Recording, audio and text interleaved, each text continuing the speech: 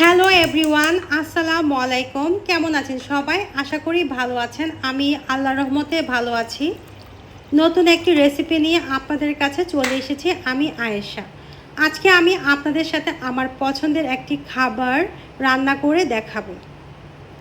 এই খাবারটি আমি আমার পছন্দ মতো রান্না করেছি।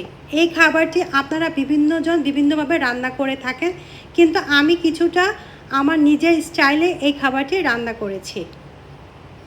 আপনারা ভিডিওতে দেখতে পাচ্ছেন আমার রান্নাগুলো অন্যদের থেকে একটু অন্যরকম এবং খুব ইজি। প্রথমে আমি আপনাদেরকে আমার পছন্দের খাবারের বা রেসিপির নাম বলে দিচ্ছি। আমার আজকের রান্নার নাম হলো চাল কুমড়া দিয়ে আম ডাল। অনেকে শুনে অবাক হতে পারেন, চাল কুমড়া দিয়ে কি আম ডাল রান্না করা সম্ভব? আমি বলবো হ্যাঁ, সম্ভব। অনেকে ভাবতে পারেন এটা কি টেস্টি হবে খেতে? আমি বলবো হ্যাঁ, অনেক টেস্টি হবে আপনারা যদি আমার রেসিপি ফলো করে রান্না করেন। আপনারা ফ্যান হয়ে যাবেন চাল কুমড়া দিয়ে আম ডালের, এবং আমাকে থ্যাংক ইউ জানাবেন।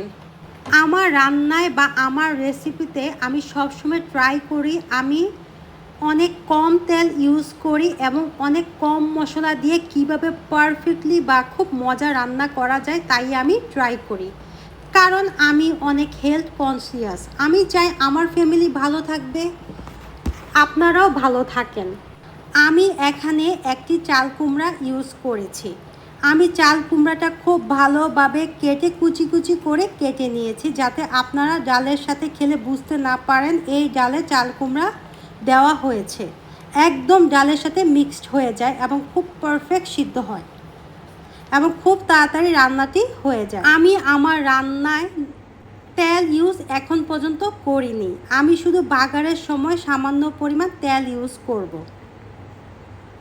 আপনারা ট্রাই করবেন রান্নায় যত কম পরিমাণ তেল ইউজ করা যায় বা মশলা বা লবণ কম ইউজ করা যায় শরীরের জন্য অনেক ভালো।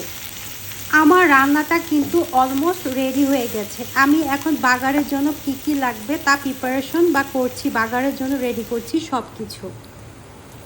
আমি অলওয়েজ আমার বাসার জন্য ডাল রান্না করি এবং আমি ভাবি শুধু ডাল রান্না করব কেন, ডালের সাথে যদি আমি একটু ভেজিটেবল বা কিছু দিতে পারি যেটা শরীরের জন্য ভালো এবং খেতে অনেক মজা হয়।